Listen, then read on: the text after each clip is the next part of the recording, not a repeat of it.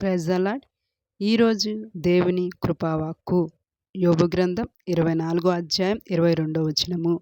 ఆయన తన బలము చేతను బలవంతులను కాపాడుచున్నాడు. హల్లెలూయా. కొందరు ప్రాణమును గూర్చి ఆశ విడిచినను వారు మరలా బాగుపడుదురు. ఆమేన్.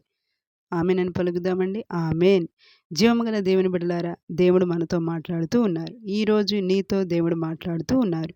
దేవుని హస్తము చాలా బలమైనది. మనుషుల బలము కన్నా ఆయన హస్తం బలమైనది.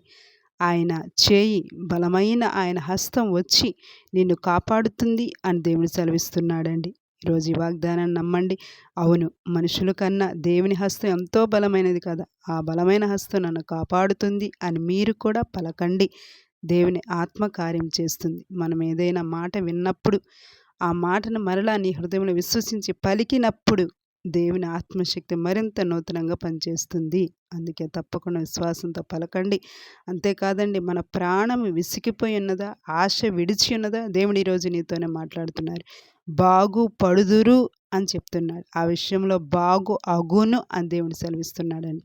కాబట్టి ఏ విషయాల్లో మీ ప్రాణం విసిగిపోయినదో ఈరోజు విశ్వసించండి. దేవుని కృప బాగుపరుస్తుంది అని. ఈరోజు ఈ వాగ్దానం ప్రకటన చేయుచుండగా దేవుని ఆత్మ ఇప్పుడే తన బలమైన హస్తం చాపి మిమ్మల్ని కాపాడునుగాక, మీ ప్రాణములకు నెమ్మదిని కలగజేయునుగాక. ఆమేన్. God bless you.